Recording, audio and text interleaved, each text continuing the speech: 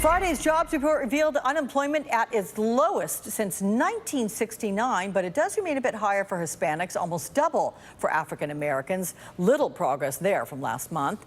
Joining me now, Congressman Marc Veasey, a Democrat from Texas, also a member of the Energy and Commerce and Small Business Committees, with a welcome back to the broadcast. So you know what I think is really cool? I've heard about you. You drove Uber during a legislative recess. You wanted to get out there, meet constituents. Talk to me about what you learned as you were driving around there in your backseat talking to you. I'm sure you discussed the racial disparities in our economy. What'd you find out? Alex, good morning. And yeah, absolutely. So I work at a different job once a month. Since I've been in Congress, I've probably worked around 60 or so jobs. I've delivered packages for UPS, have worked at taquerias, barbecue places, dry cleaners. And a couple of weeks ago... You've been a firefighter too, I should add. That's pretty cool. Yeah, exactly. Yeah, worked as a firefighter. And a couple of weeks ago during the recess, I worked as an Uber driver. And it was very interesting. You know, using Uber in Dallas-Fort Worth is a lot different than using it in D.C. People take much longer trips. But people didn't talk much with me about what was going on around the country. I think that people were excited that I was driving them around in Uber. I did pick up one man that was in town from Mexico. He was from Monterrey, and he was in Dallas for a convention. And I picked him up, and he talked with me a little bit about the economy and was happy that things were going well in Texas, but told me that people in Mexico generally think pretty negatively of President Trump. Interesting. So tell me what you think this administration and Congress should do to close the unemployment gap for African Americans and Hispanics. As we looked at those numbers, yeah, the numbers are good overall, but not for those two communities. Yeah, no, absolutely. And I think that one thing important to keep in mind is that even in Texas, where millions of people are moving here, I mean, just in the Dallas-Fort Worth area alone, we've had 1 million people, according to early preliminary census numbers. We had about 1 million people move here in the last 7 or 8 years or so. But we've also seen a 1% decrease in wages here in Texas.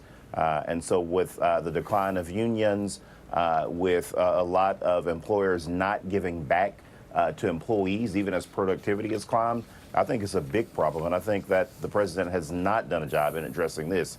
He talks about things on the surface level.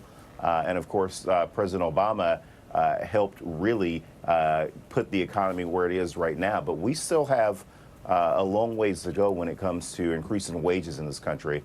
Hopefully, we'll see an increase in the minimum wage. It's been a long time since minimum wage has been increased, and and that needs to happen. But more importantly, we need to increase what we call down here in Texas good-paying jobs, jobs where you can pay your car note, put a little bit aside to maybe take a vacation, put some money in the kids' college fund.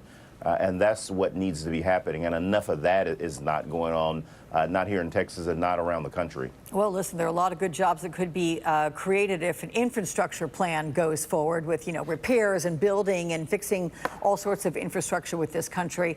And the president, as well as with top Democratic leaders, announced they are backing this bipartisan infrastructure plan. It's a cost of $2 trillion. So there are folks that are concerned about that.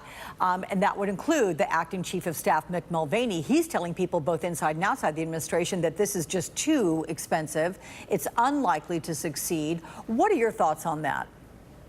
We need to pass an infrastructure bill. I think that's clear. I mean, I talked about all the growth here in the Dallas-Fort Worth area. Right now, the way how we manage that growth is basically through toll roads because we haven't indexed the fuel tax since the 1990s, not in the state or from a federal standpoint. So we need to pass an infrastructure bill. We need more things like light rail and other ways to move people around. But we don't need to do it with more debt. We need to look for ways that we can fund infrastructure. There's a lot of talk about infrastructure banks and what have you, but we need to create some new revenue in order to be able to do this. We don't need to do what the Republicans did on their very terrible tax bill and put the country further in debt. We need to sit down, make some tough decisions about how we're going to pay for this and move the country forward. Yeah, but we need to invest in our country. But how do you do that? Because even suggestions of reversing the corporate tax benefit that the president has put in place, which lowered it to 21% from 35%, even that would not close the gap. Even if you have this 35% fuel tax added, that would pay for maybe a quarter of what the expense would ultimately cost. So where do you get the money to pay for a, double $1 trillion plan potential?